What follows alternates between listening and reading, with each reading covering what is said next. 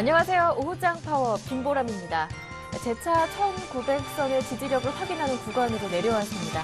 오늘도 코스피는 1900 초반에서 출발한 이후에 낙폭을 줄여 1910선에서 움직이고 있지만 이 또한 혼조 흐름을 보여주고 있는데요. 외국인과 기관이 함께 동반 매도하고 있고 외국인들이 선물을 2600계약 정도 매도하면서 프로그램 매물을 이끌어내고 있습니다.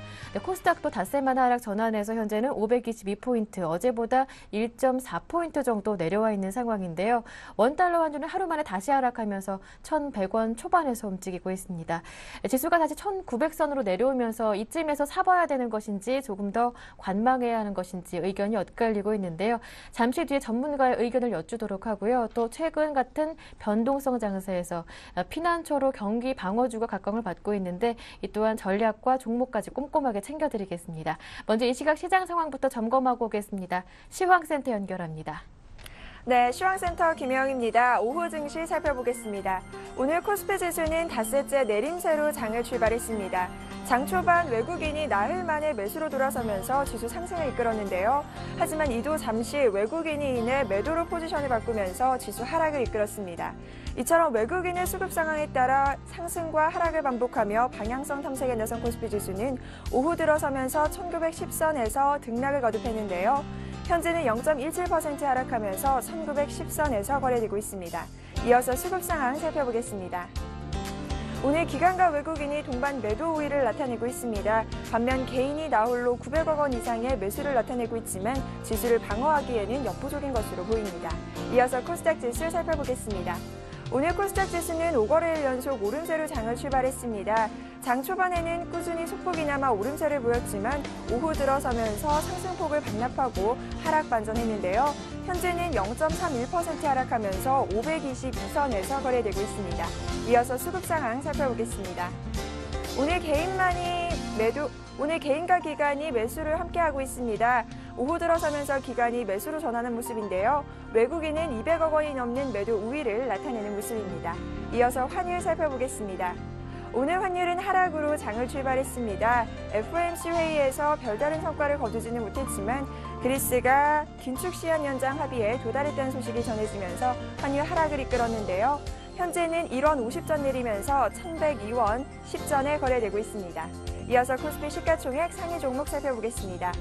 대체로 약세를 나타내고 있습니다. 삼성전자가 오늘은 4일 만에 반등에 성공한 모습인데요. 현재는 0.46% 강보합권에서 거래가 되고 있습니다.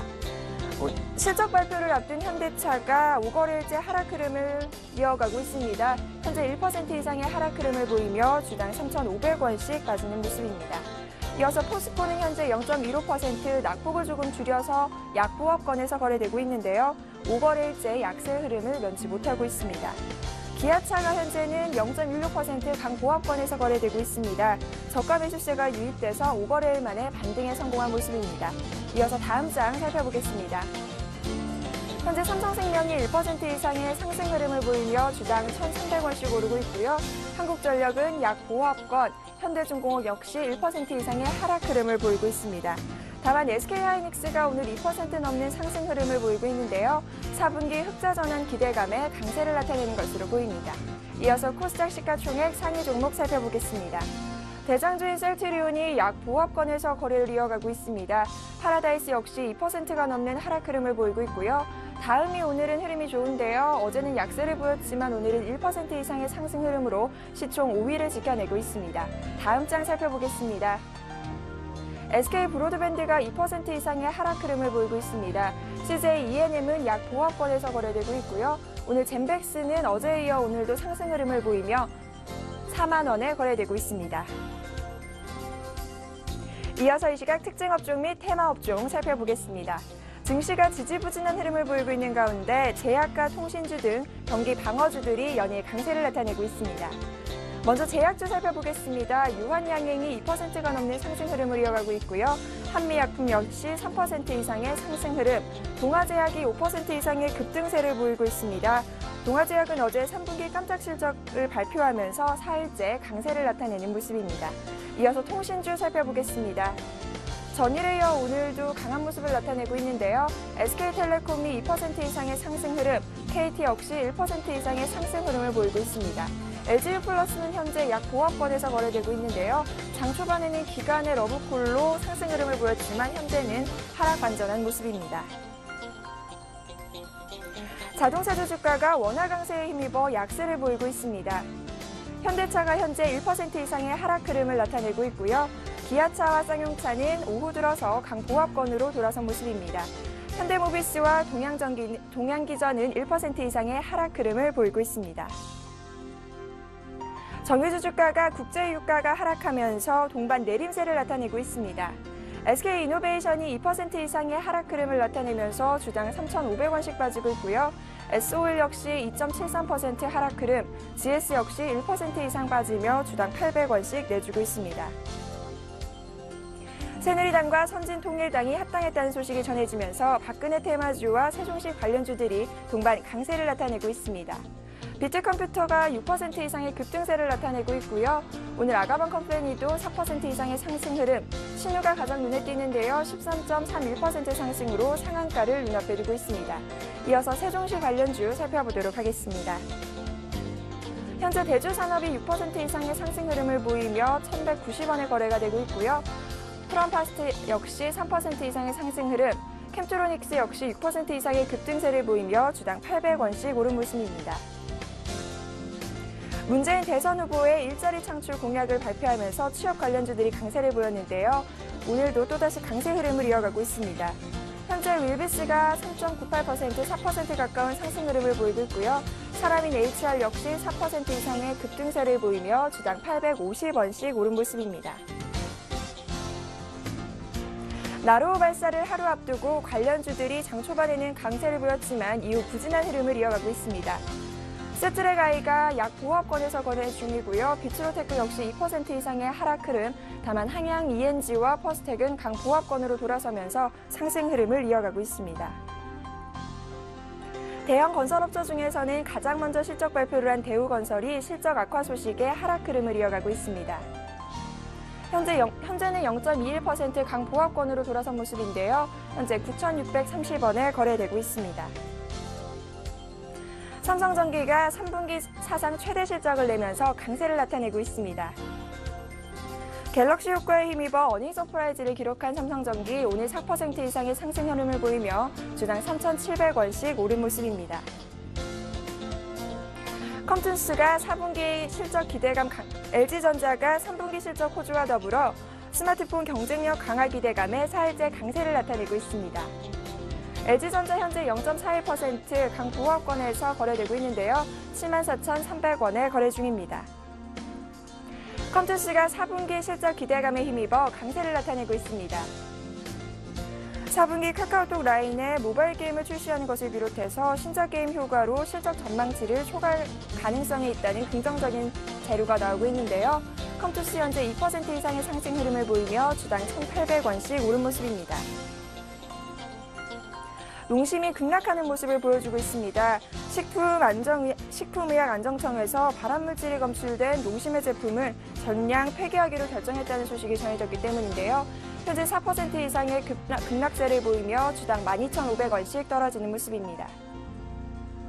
지금까지 시황센터 김영희였습니다. 네, 이어서 전문가와 함께 이 시각 시장 흐름 분석해 보겠습니다. 시장 중계석이 이어집니다.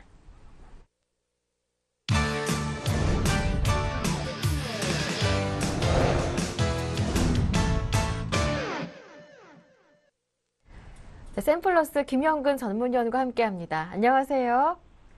네, 안녕하세요. 네, 현재 기관 쪽에서는 투신이 사주지 않는 가운데 국가 지자체 쪽에서의 매물이 확대되고 있습니다. 또 외국인 쪽에서는 선물을 2,900계약 정도, 3,000계약 가까이 매도하면서 프로그램 매물 또한 1,600억 원 정도 이끌어내고 있는데요. 아직 시장 상황이 많이 불안합니다. 어제 그래서 1,900선 이탈 가능성 열어둬야 한다는 말씀이 기억나네요. 현재 시장 흐름 어떻게 보십니까?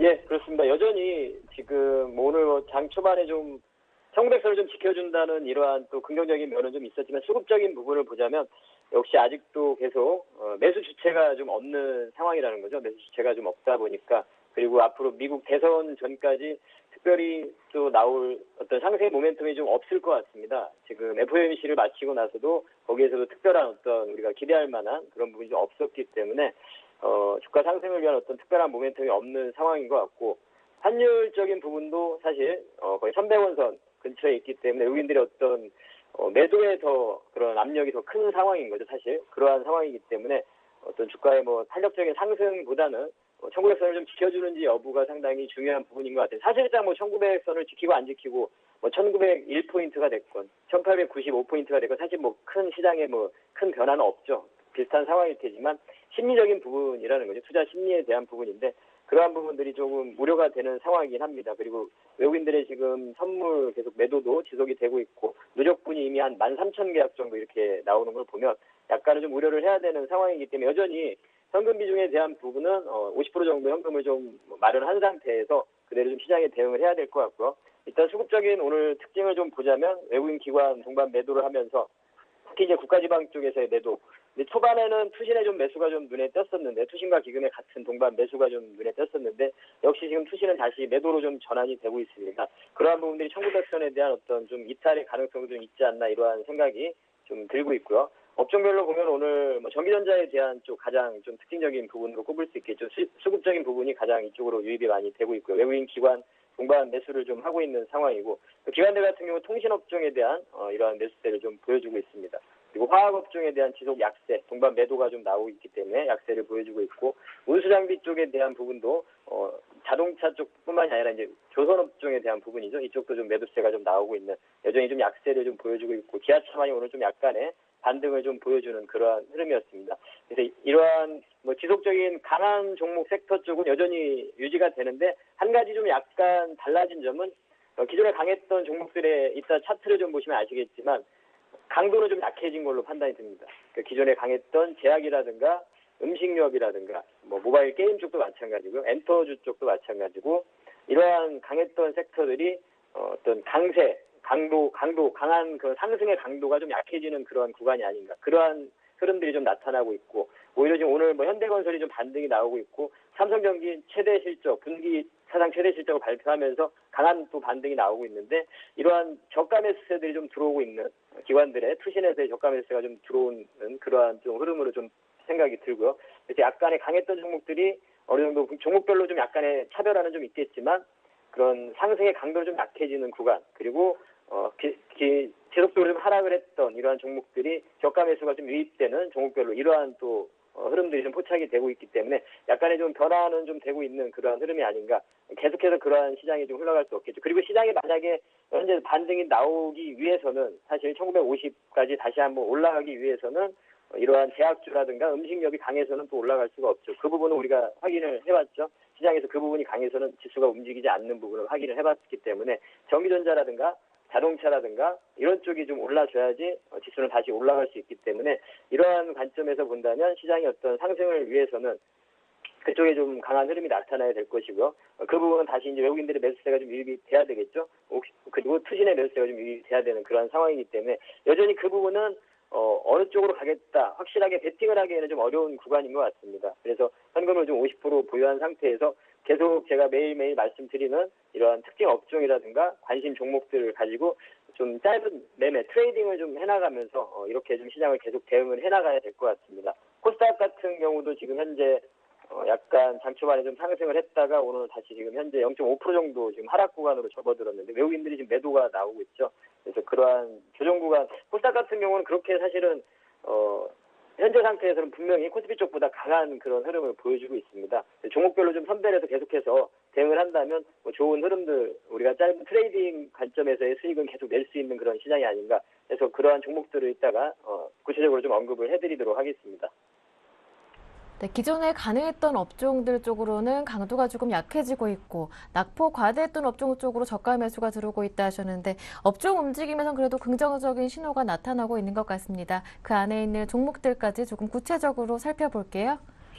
네, 오늘 특징 업종으로 좀 살펴보자면 일단 뭐 전기전자 업종을 좀 꼽을 수가 있겠고요. 그리고 이제 건설주, 현대건설 측의 어떤 반등 부분, 통신주 좀 최근에 지속적인 강세를 보여주고 있죠. 실적이라든가 뭐 배당이라든가 수급적인 특히 이제 투신 쪽에 수급이 좀 유입되는 부분이 눈에 띄고 있는 부분이고 전자결제 종목들도 오늘 좀 변동성이 한번 보여줬죠. 이쪽 같은 경우는 뭐 성장성의 그러한 지속 부분은 확실한 부분이지만 실적을 확인할 필요가 있을 것 같습니다. 현재 상태에서 접근하기에는 조금은 무리가 좀 있는 것 같고 조정 구간을 좀 잘 확인한 후에 매매 타이밍을 잘 잡아본다면 추후에 좀 계속 지속 관심을 가질 수 있는 그런 섹터임에만은 틀림이 없고요. 그리고 모바일 게임 같은 경우도 뭐 오늘 컴투스라든가 게임들은 다시 지금 하락 구간으로 좀 접어들었는데 컴투스 뭐 4분기 때도 호실적 기대가 되기 때문에 물론 이제 기존에 말씀드린 대로 그 성장률이라고 하죠. 성장률은 좀 줄어들게 되겠죠. 그런 영업이익 부분이 올해 같은 경우는 한 300% 이상 증가했다면 내년에는 100% 정도 이하 이렇게 좀 줄어들게 되는 부분은 분명히 있기 때문에 그동안 상승했던 것만큼의 어떤 그 강도만큼의 상승은 약간은 좀 그 기대감은 좀 줄여야 될 것 같습니다. 오히려 게임주, 만약 모바일 게임주에 접근한다면 현재 뭐 움직임이 좀 약한 JC라든가 이 종목 같은 경우는 실적이 현재 좋음에도 불구하고 주가는 계속 하락을 하고 있는 그러한 모습인데 오히려 모바일 게임 쪽에 좀 관심을 가지자면 이러한 쪽으로 좀 관심을 가지는 그런 관점이 좀 낮지 않나 이러한 좀 판단이 들고요. 주가는 지금 상당히 좀 좋지 못한 흐름을 보여주고 있지만 그러한 개념들은 아까도 말씀드린 강했던 종목들이 약간의 강도가 좀 약해지고 있다는 거죠. 오늘 같은 경우도 목십자의 주가를 좀 보면 약간 고가권에서 고점 부위에서 좀 눌리는 그러한 흐름이 나타나고 있죠. 물론 이제 저항을 받을 만한 구간에서 뭐 눌리는 그러한 모습이고 추세적인 부분은 아직까지 좀 이상이 없습니다만 잘 이 주가의 흐름을 잘 살펴보면 거의 한 달 동안 사실 주가의 변동은 거의 없는 상황이라고 봐야 되겠죠. 17만 원 선 정도 그대로 머물러 있는 그러한 상황입니다.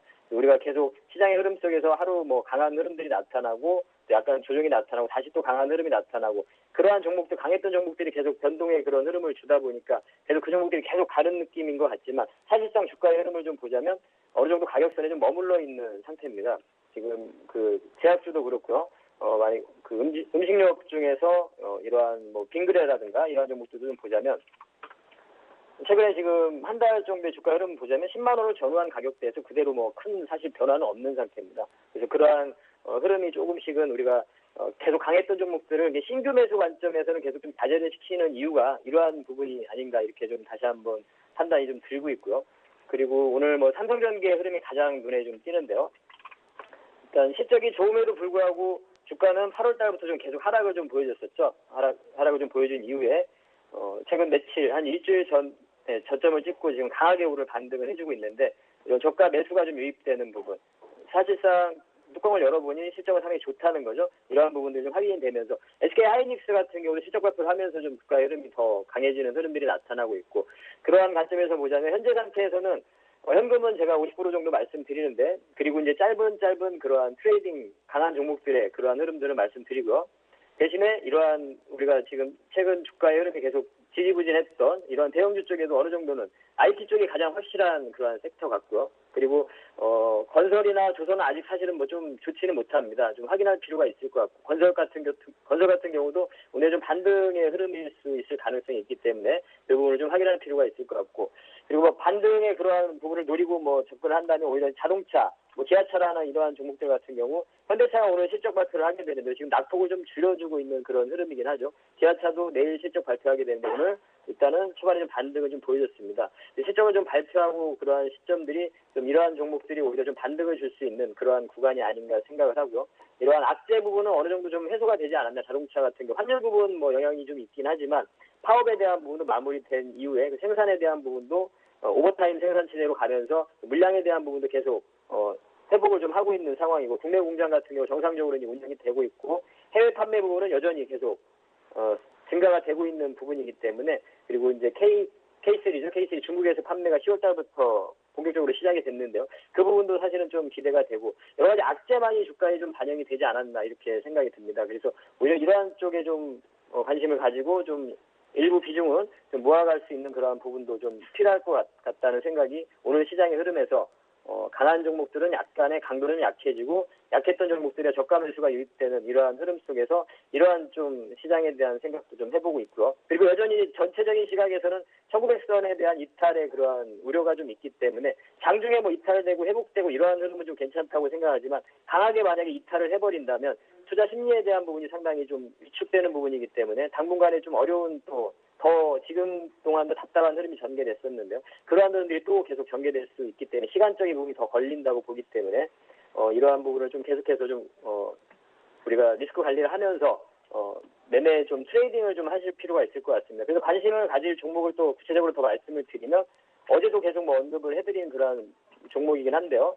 잉크테크 같은 경우 오늘 좀 강하게 좀 상승을 해버렸죠. 단기간에 올랐기 때문에 저런 좀 매물이 나오는 것 같은데 약간의 조정 구간이 나올 때 다시 좀 접근이 가능할 것 같고 그리고 RF텍 같은 경우도 어제 뭐 강한 흐름이 나타났었죠. 오늘 같은 경우 약간 올라가서 좀 눌리는 그런 흐름인데 이 종목 또한 약간 조정이 나올 때 이제 좀 트레이딩이 가능한 그러한 섹터라고 말씀드리고 코스피 쪽에서 이제 NHN 같은 종목도 계속 지속적으로 좀 말씀드리는데요. 라인 부분 가입자 수가 계속해서 지속적으로 증가를 하고 있죠. 그리고 일본에서 이미 라인이라는 부분은 어떤 선점 효과가 있기 때문에 카카오톡이 일본 쪽에 계속 진출을 한다고 해도 그 부분을 훼손하기에는 조금 어렵지 않나 이러한 좀 판단이 들고 있고 그래서 이 종목도 계속 지속적으로 관심이 가능하고요. 음식료에서 CJ 제일제당도 말씀을 드렸었는데요. 여전히 뭐 좋은 흐름이 나타나고 있습니다. CJ 제일제당도 한 일주일 넘는 시간에 어떤 박스의 흐름을 보여주고 돌파하는 그런 흐름이기 때문에 현재 상태에서도 좀 접근이 가능하고 긴 시각에서 관심이 가능하다 좀 말씀드리고 싶고요. 그리고 현재 뭐 환율 상황도 여전히 무시할 수 없는 상황이기 때문에 대한항공이라는 종목도 계속 지속적으로 좀 말씀을 드리고 있습니다. 이 종목도 뭐 여전히 말씀드리는 구간대에서 약간의 변동만 나타나고 크게 뭐 아직 큰 움직임은 없는 상태이기 때문에 여전히 좀 관심이 가능할 것 같고요. 그리고 예림당이라는 종목 여전히 뭐 오늘 약간 상승을 보여주고 눌리고 있지만 추세적으로 전혀 변화가 이상이 없는 그러한 흐름 속에서 지속 관심이 좀 가능하고요. 어제 말씀드린 뭐 LG 패션이라든가 이 종목도 오늘 좀 상승을 했다가 약간 뭐 좀 주춤하고 있는 상황이긴 합니다만 그런 계절적인 부분으로 봤을 때 그리고 현재 시장에서 계속해서 대안주를 찾는 그러한 흐름 속에서 좀 관심이 가능하고요. 골프존 같은 경우도 어제 말씀드렸는데요. 오늘 좀 상승 이후에 좀 차익 실현 매물 혹은 매물대에서 좀 약간 눌림이 나타나지만 뭐 지속적인 좀 관심도 가능할 것 같고 통신주 중에서는 뭐 KT 같은 종목도 어제도 말씀드리고 계속 그제도 말씀드리고 계속 말씀드리는데요. 오늘 같은 경우 단기적으로 올랐기 때문에 약간의 또 조정 구간은 예상이 됩니다만 앞으로 연말에 또 배당이라는 그러한 하나의 또 그러한 섹터인 거죠. 그러니까 이 시장에서 지금 상당히 지지부진한 흐름 속에서 뭔가의 모멘텀만 있다면 이 돈은 그런 쪽으로 흘러 들어가면서 약간의 움직임을 좀 주는 그러한 흐름인 것 같습니다. 그래서 그러한 주가 상승의 어떤 모멘텀이 있는 쪽으로 좀 단기적인 트레이딩 계속 매매를 좀 하실 것을 당부를 드리고 싶고 현금 비중은 계속해서 좀 50% 정도는 좀 보유를 할 것을 말씀드리고 적극적인 투자자라면 현재 지금 주가의 흐름이 빠지고 있는 이러한 자동차주라든가 IT 쪽은 계속 말씀드리는 섹터고요. 자동차주 같은 경우는 현재 상태에서 좀 관심을 가지자면 충분히 한 10% 정도 그 정도의 반등은 좀 느릴 수 있지 않을까 이렇게 좀 시장에 대해서 정리를 해드리도록 하겠습니다. 네, 지금까지 샘플러스 김영근 전문위원과 함께했습니다. 고맙습니다. 예, 감사합니다. 네, 이어서 증권사 지점으로 가보겠습니다. 오늘은 메리츠 종금증권 부산 지점의 이상경 과장님과 함께합니다. 안녕하세요. 예, 안녕하십니까. 네, 오늘은 어떤 종목 문의가 가장 많았습니까? 예, 오늘 가장 문의가 많았던 종목은 현대차입니다. 예, 오늘 실적을 발표도 하기도 하는데 5일째 하락이더라고요. 저가 매수에 대한 관심이 높아지나 봅니다. 예, 오늘 실적 발표가 예정된 현대차입니다. 예. 최근 좀 자동차주들이 좀 무너지는 모습이고 좀 현대차 그룹 중에서는 그래도 그나마 좀 현대차가 좀 양호한 편에 속하고 있습니다. 이번 하락장의 특징 중에 하나가 좀 자동차 업종들이 빠진다는 것입니다. 예, 올해 이전 하락장에서는 좀 타 업종에 비해서 자동차 업종들의 흐름이 매우 양호했는데 이번 하락장에서는 좀 완전 반대의 모습을 좀 보이고 있습니다. 예, 세계 경제가 좀 안 좋고 미국에서는 달러를 계속 찍어내면서 환율 하락 문제가 서서히 가시화되고 또 N달러 환율의 상승세가 경쟁력의 부담으로 좀 작용하고 있기 때문입니다. 또 그 외제차들의 국내 비중이 계속해서 지금 높아지고 있는 가운데 최근에는 3천만 원대 외제차들이 이제 좀 속속들이 좀 출시가 되면서 좀 외제차 고를 수 있는 범위가 넓어지면서 좀 외제차들의 중소형차 시장까지 좀 넘보고 있는 실정입니다. 이런 현상 속에서 실적 발표를 앞두면서 또 실적이 양호하지 못할 것이라는 전망이 주가를 좀 급하게 끌어내리고 있습니다. 위와 같은 이유로 주가가 좀 하락하는 것은 낮다고는 보아지는데 좀 그 폭이 조금 지나치지 않나 이렇게 생각이 됩니다. 이번에 3분기 실적은 파업으로 인해서 좀 훼손될 것 같고 4분기에 추가 생산으로 이 실적은 좀 만회될 것으로 보고 있는 만큼 아직까지는 좀 관심을 가지셔도 좋을 듯 하고요. 또 회사가 나쁜 건 아니지만은 이제 최근의 시점인 만큼 짧게 대응하시는 게 제일 나을 것 같습니다. 매수가는 지금 이제 올해 저점 수준인 20만 원 초반대 이 정도로 보시면 될 것 같고요. 20만에서 20만대 초반을 보시면 되겠고 목표가는 전 고점 수준보다 조금 낮게 잡아서 안전하게 24만 원. 그 손절가는 이렇게 혹시나 또 좀 요번에 영업이익률이 좀 너무 안 좋게 나오거나 이래서 좀 너무 급하게 빠진다 하시면은 손절가는 19만 원으로 짧게 대응하시는 게 좋겠습니다. 네, 매수 가격은 21만 원 정도, 손절 가격은 19만 원에서 20만 원 정도라고 다시 조금 수정을 해주셨고요. 목표 가격은 24만 원으로 정해주셨습니다. 이어서 오늘의 추천 종목도 들어보겠습니다. 예, 오늘 말씀드릴 종목은 리드코프입니다. 예. 예, 소비자 여신 금융업체, 예, 즉 대부업체입니다. TV 광고에서 좀 종종 보셨을 것 같은데요. 대부업체 시장은 등록된 규모만 8조 원 수준이고 불법 사채 시장까지 합치면 한 18조 원이 지금 넘는 것으로 추산이 됩니다. 최근 정부에서는 작년에 대부업 최고 이자율을 44%에서 39%로 하향시키고 해살론 같은 상품을 좀 출시하면서 대부업 시장이 좀 힘들어질 거라고 생각했지만은 좀 마켓 포지션이 다른 만큼 그 영향은 크지 않았었습니다. 이 회사를 보시면 2008년 이후로 매해 영업이익이 증가하고 있는 것을 좀 보실 수 있겠고요. 정부에서 좀 불법 사채 시장을 억압하고 있는 만큼 시장 상황은 좀 양호하다고 보시면 되겠습니다. 그 대부업이라는 것이 필요악이기 때문에 정부의 의지는 좀 대부업체의 성장은 용인하되 소비자 보호가 최우선이다, 이렇게 좀 요약할 수 있겠습니다. 그리고 지금 이 회사는 지금 대부업체가 AMP 파이낸셜 사나모니 그룹에서 리드코프가 업계 3위이고요. 이 AMP 파이낸셜이랑 사나모니 그룹은 모두 다 일본 회사입니다. 그래서 국내 회사로는 리드코프가 업계 1위고요. 대부업체라는 사회적 인식 때문에 좀 위험하다고 좀 생각하시는 분들이 많으신데, 그 대주주 구성을 보시면 한국 밸류 자산이 11% 보유하고 있고, 좀 전에 말씀드린 AMP 파이낸셜에서 9% 보유하고 있고, 이래저래 대주주 물량이 한 60% 차지하고 있는 만큼 보시면 좀 긍정적으로 이 종목을 바라보실 수 있지 않겠나 싶습니다. 그리고 이 회사 특징이 타 대부업체보다 리스크 관리팀의 관리가 매우 철저해서 연체율이 한 4.2%로 타 대부업체 대비해서 좀 확연히 낮은 수준이고요. 대출 평균 금액도 300만 원으로 소액인 만큼 안정성이 있다고 보시면 되겠습니다. 그리고 비에이전트 부분 매출 비중이 또한 다른 대부업체에 비해서 좀 낮아서 대출 중개 수수료가 적게 발생하고 있어서 매출 대비 순이익이 타사 대비 좀 높게 나오고 있습니다. 그 예전에 최고 금리를 하향했을 때도 리드코프는 그 전부터 이제 좀 선제적으로 대출 금리를 인하하면서 적극적으로 시장의 흐름을 반영하고 그러면서 성장하고 있습니다. 그리고 지금 최근에 경기가 안 좋으면서 예금 금리는 내리고 있고요. 반면에 대출 금리는 좀 덜 내리는 상황이고, 경기가 안 좋다는 이유로 1, 2금융권에 소외당하는 고객이 많으면서 리드코프에는 오히려 좀 득이 되는 현상이 나타나지 않겠나 싶습니다. 이 종목의 제일 최근의 소식은 어제 있었는데, 새누리당의 공약으로 서민금융사를 설립한다는 얘기가 나왔었는데요. 오늘 이 가격을 보시면은 시장의 반응을 보시면 아시겠지만 크게 동요하는 모습은 없었습니다. 이 회사의 시총이 한 1,200억 정도 되는데 영업이익이 아니고 순이익이 한 240억 수준입니다. 이게 회사가 사양산업도 아닌 업종이 이 정도 수준이면은 좀 매우 매력적인 수준이 아닌가 싶고, 5년간만 현재 수준을 유지해도 시가총액을 넘기는 수준이 되니까 괜찮은 종목 같습니다. 대부업체 중에 좀 유일하게 상장이 되어 있어서 좀 다른 회사랑 주가 비교하기는 좀 애매하고요. 대부업체라는 불건전한 이미지, 그리고 좀 막연한 위험한 회사라는 인식이 저평가의 가장 큰 요인이지 않나 생각됩니다. 그리고 이 종목의 좀 단점은 거래가 그렇게 많지는 않다는 점인데요. 자금이 많으신 분들은 들어가기가 조금 부담스러울 것 같아서 자금 있으신 분들은 좀 차근히 매집해서 좀 꾸준히 들고 가신다, 이렇게 생각하시면 될 것 같습니다. 매수가는 지금 가격이면 괜찮고요. 매수가는 4,500원, 목표가는 단기적으로 보실 때는 올해 고점 수준인 5,500원, 그리고 장기적으로는 더 들고 가셔도 좋을 것 같고요. 손절가는 직전 고점인 4,000원으로 잡겠습니다. 네, 지금까지 메리츠종금증권 부산지점의 이상경 과장님과 함께했습니다. 고맙습니다. 예, 감사합니다.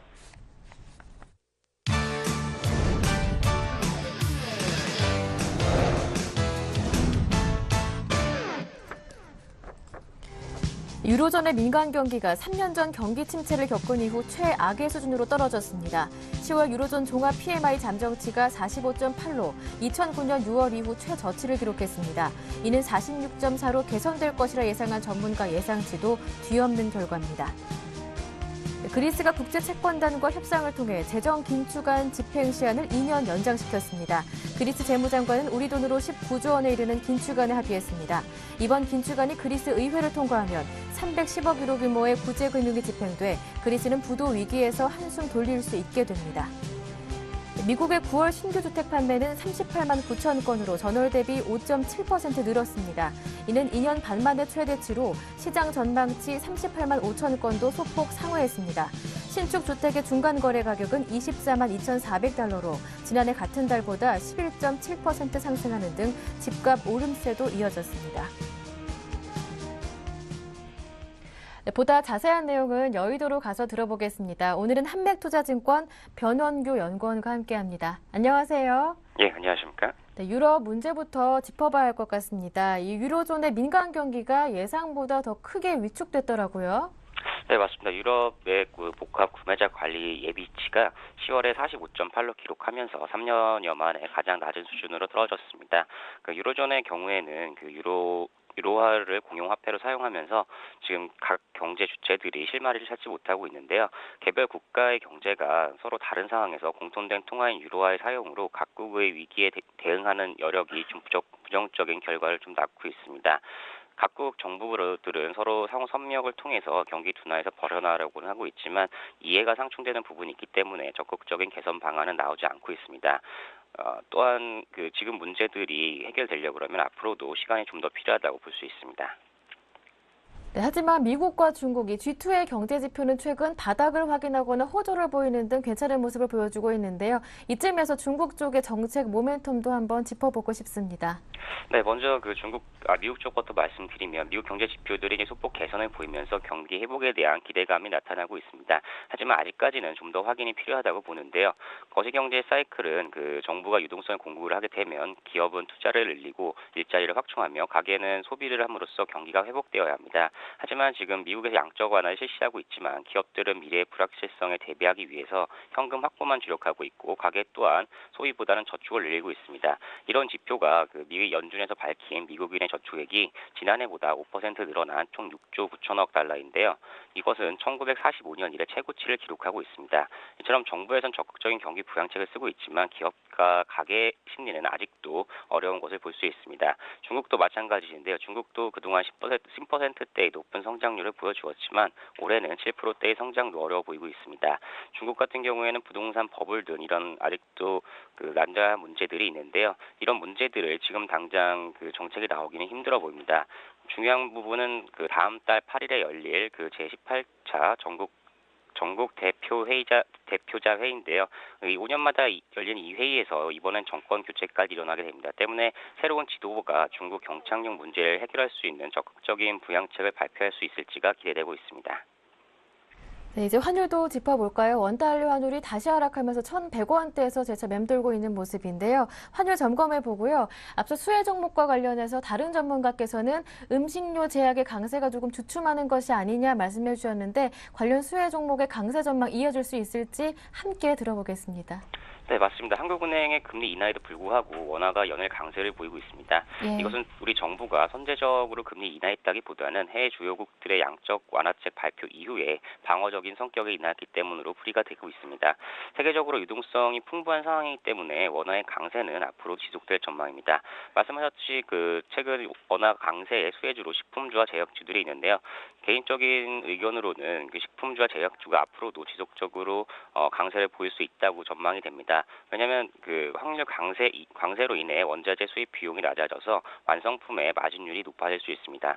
물론 이런 업종들도 그 경기 민감주들처럼 경기 둔화에 따른 이익 전망치 하향은 계속됩니다. 하지만 경기 민감주들의 이익 전망 하향치보다 상대적으로 감익되는 폭이 적기 때문에 향후에도 지속적으로 강세를 보일 것으로 전망이 됩니다.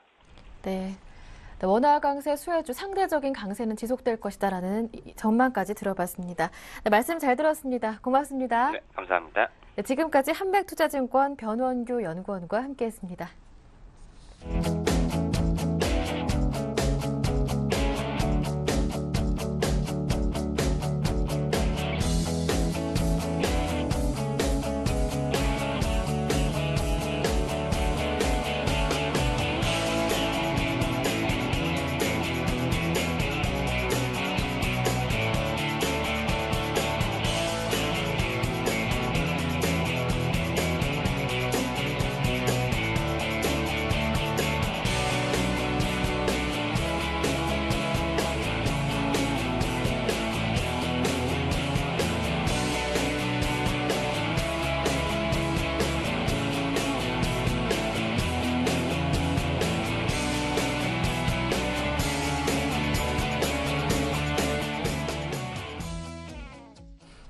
네, 이어서 우리투자증권 강남대로지점의 길계선 부장님과 함께하겠습니다. 부장님 안녕하세요. 네, 안녕하십니까? 네, 이제 코스피가 다시 1900선 지지력을 확인하는 구간까지 내려왔습니다. 이제 기술적으로 봤을 때 1900선 이탈 가능성은 얼마나 있는 것인지 점쳐보고 싶은데요. 아무래도 심리적인 영역이 있는 지수대잖아요. 네, 그렇습니다.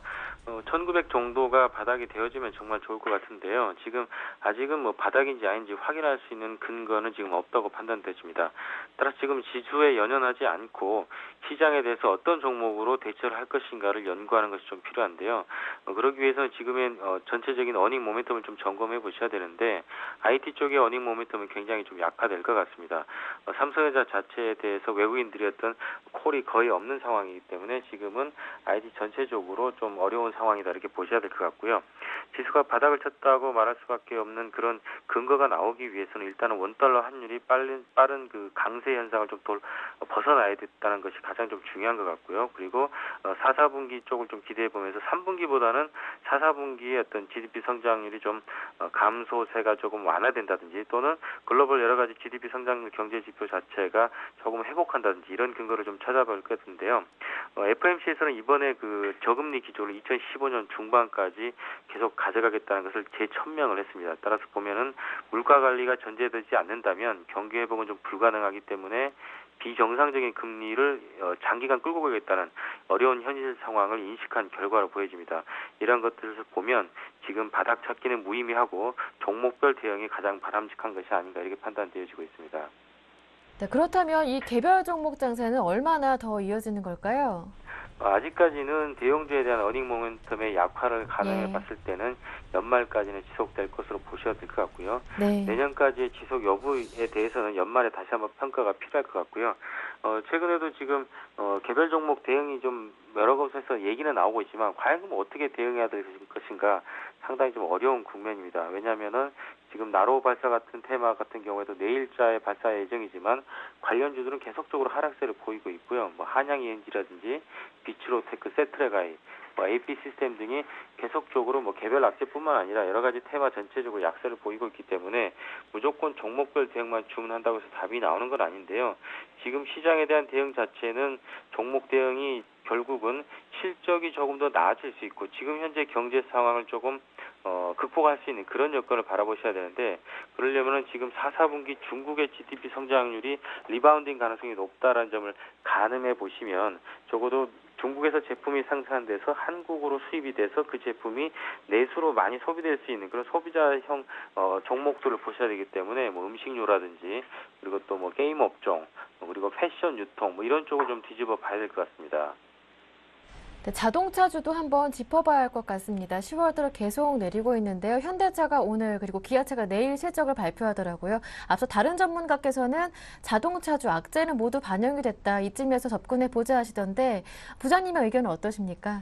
자동차 쪽은 어닝 쇼크가 안 나오면 다행이라고 보고 있고요. 일단 어닝 자체 기대감을 낮춰야 됩니다. 물론 그러한 부분이 지금의 주가에 상당 부분 반영은 돼 있겠지만 좀 큰 시각으로 바라보셔야 될 것 같은데요. 제가 가지고 있는 자동차 업종에 대해서는 비중 축소 의견을 좀 가지고 있습니다. 즉 현대 기아차가 그동안 양적인 성장으로 세계적인 수준으로 올라와서 세계 5위의 생산량에 걸맞는 그런 비중 확대를 했습니다만은 아직까지 기술력은 아직 한참 멀었다고 봅니다. 즉 자동차의 기술력을 검증받고 질적인 성장을 하려면 F1 그랑프리 대회에 현대차가 출전을 해야 될 것이고요. 프랑스 르망 레이스 같은 그런 세계적인 대회에서 자동차의 실질적인 기술력 검증이 돼야 되기 때문에 아직 한국이 F1 대회에 자동차를 출전시키기에는 거의 10년이 남았다 이렇게 보셔야 되기 때문에 지금은 자동차 업종에 대해서는 물론 단기적인 시각이지만 비중 축소를 권유드리고 싶습니다. 예, 알겠습니다. 자, 그럼 끝으로 오후장 투자 전략 한번 세워보겠습니다. 관심 종목도 정리해보고 싶고요. 전체적으로는 원화 강세에 맞는 종목군들 그리고 저금리 기조화에서도 지금 실적이 꾸준히 오를 수 있고 또 중국의 모멘텀이 만약에 가셔야 된다면 이에 대해서 이런 삼박자가 이루어질 수 있는 종목들을 좀 보셔야 될 것 같은데요. 전체적으로 보면은 중국 관련해서는 내수 경기를 통해서 살아남을 수 있으면은 국내 대기업 관련해서는 CJ 그룹주들이 상당히 좀 유망해 보입니다. 그동안 그 음식료나 유통 쪽에서 대부분의 뭐 농심이나 오리온 이런 기업들의 주가가 과거에는 CJ 그룹주보다 훨씬 낮았었는데도 불구하고 지금은 엄청나게 많이 올라 있는 상황에 비하면 CJ 그룹주들이 굉장히 그 주가 모멘텀이 없었는데요. 제가 볼 때는 이번에 원화 강세란 이런 것들을 감안해서 관심이 필요한데 CJ 제일제당, CJ 시푸드 그리고 식자재 체인 관련해서는 CJ 프레시웨이 같은 종목들 유념해 보셔야 되고요. 화장품 관련해서 지금 한국콜마라든지 그다음에 뭐 코스맥스 이런 종목들이 정말 어마어마한 상승을 보여주고 있는데 화장품 관련한 소외주도 좀 일부 존재하고 있습니다. 한국 화장품 제조라든지 네오팜 같은 종목들 보시고요. 사료업체도 대표적인 뭐 내수 관련 그런 종목 중에서도 이지바이오나 대상 같은 종목 보시면서 패션 유통 쪽에서는 로만손이나 신혼 같은 종목들 트레이딩을 권유드리고 있습니다.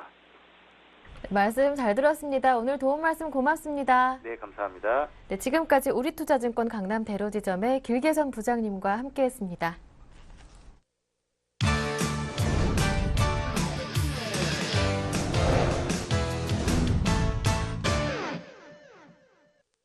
네, 지금부터는 보다 구체적인 오후장 전략을 세워드립니다. 오늘은 YG인베스트의 심규원 대표님과 함께합니다. 안녕하세요. 네, 안녕하십니까. 네, 시장 계속해서 답답한 흐름이 이어지고 있네요. 네, 우선은 뭐 계속적으로 좀 비슷한 예. 양상이 펼쳐지고 있는 그런 상황입니다. 물론 지금 시점 코스닥이 좀 급락세로 전환되었다라는 거 역시나 글로벌 경기 둔화에 대한 우려감이 증시의 하락의 주요 원인이 되고 있다라고 정리해 드릴 수가 있겠고 뭐 어느 정도 반등세는 나오지만은 약간 기술적 반등에 지나치지 않는 그러한 좀 약한 반등임에 약한 반등을 현재 보이고 있기 때문에 경기 민감 업종 쪽으로는 투자 심리가 계속적으로 불안할 수 있다는 점 염두를 하셔야 된다고 먼저 말씀을 드리겠습니다.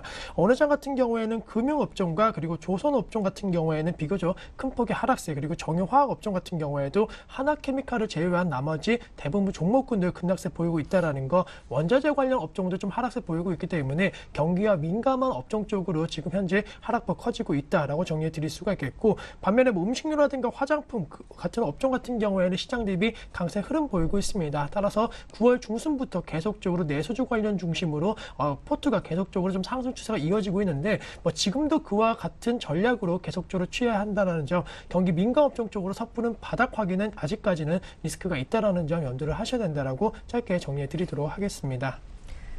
네, 그렇다면 오늘의 관심 종목은 어떤 종목입니까? 네, 오늘 장 같은 경우에도 역시나 내수 관련주 네. 그리고 원화 강세 그리고 중국과 관련된 부분에 있어서 수혜 기대감이 높을 수 있는 호텔 신라에 대해서 관심을 갖자라고 정리해 드릴 수가 있겠고 뭐 호텔 신라 같은 경우에는 최근에 좀 이슈가 되고 있는 것이 있습니다. 바로 무비자 관련된 중국 관광객 관련된 부분에 있어서 환승하는 그런 관광객에 있어서 무비자 관련된 부분에 있어서 허용을 하겠다라는 정부 방침이 나왔기 때문에 면세점 관련된 매출 증가 기대감이 뚜렷하게 나타날 것으로 판단되고 있고 최근에 리보네링을 통해 갖고 수익성 개선 기대가 나타날 것으로 판단되고 있습니다. 따라서 자체적인 모멘텀도 충분히 현재 작용하고 있다라고 정리해 드릴 수가 있겠고 최근에 주가가 59,000원대 6만 원 언저리까지 올라가는 모습 보였지만은 최근에 좀 급락세 보였습니다. 고점에 따른 고평가 논란에도 불구하고 어느 정도 지금 많이 떨어졌기 때문에 이제는 가격적인 메리트 그리고 어느 정도 많이 떨어진 상황에서 지금 기술적 반등이 좀 강하게 나오고 있기 때문에 뭐 이러한 추세는 실적과 맞물려 갖고 충분히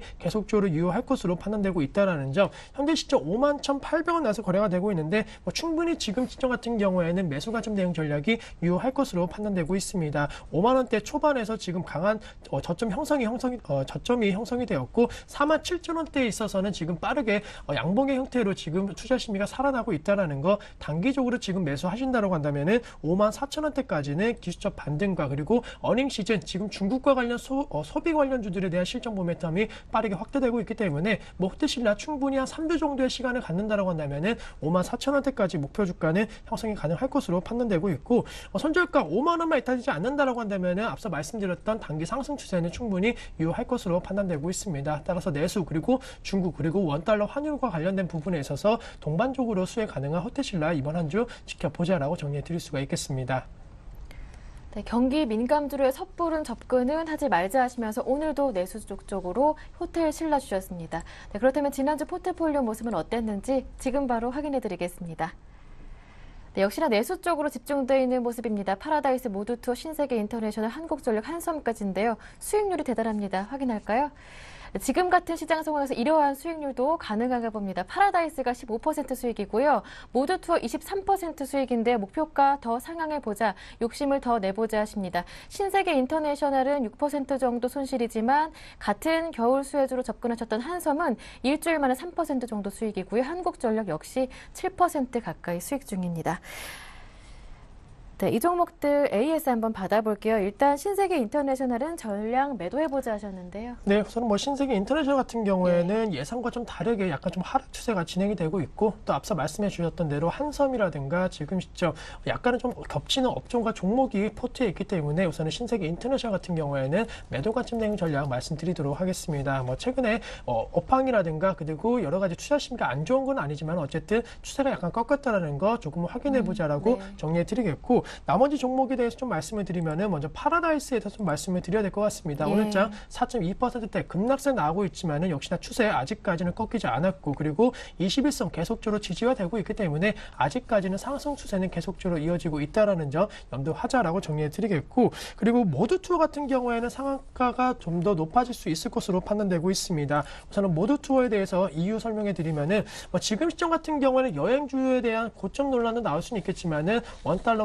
환율적인 측면이 계속적으로 좀 나타나고 있기 때문에 그러한 수혜 기대가 아무래도 원달러 환율이 1,100원대에서 계속적으로 움직인다라고 한다면은 여행주에 대한 관심도가 더욱더 높아질 수 있다라는 거, 목표가 충분히 33,000원대 이상까지도 네. 도달이 가능할 수 있기 때문에 뭐 지금 시점 욕심을 좀 더 내보자라고 정리해 드릴 수가 있겠고, 한국 전력에 대해서 말씀을 드리면은 겨울철 요금 인상 가능성이 상당히 높을 것으로 판단되고 있습니다. 따라서 오늘장 1% 하락 흐름 보이고 있지만은 계속적으로 52주 신고가 경신 기대감은 상당히 높다라는 점 염두를 하시면서 뭐 이러한 종목 같은 경우에는 시장 상황이 계속적으로 기간 조정과 그리고 가격 조정이 이어진다라고 한다면은 오히려 수혜 기대감 높을 수 있을 것으로 판단되고 있기 때문에 역시나 말씀드렸던 대로 내수주와 그리고 경기 방어주로 계속적으로 포트 구성하신다라고 한다면은 경기 민가 업종 쪽 포트보다는 좀 더 높은 수익 가능하지 않을까라고 정리해 드릴 수가 있겠습니다.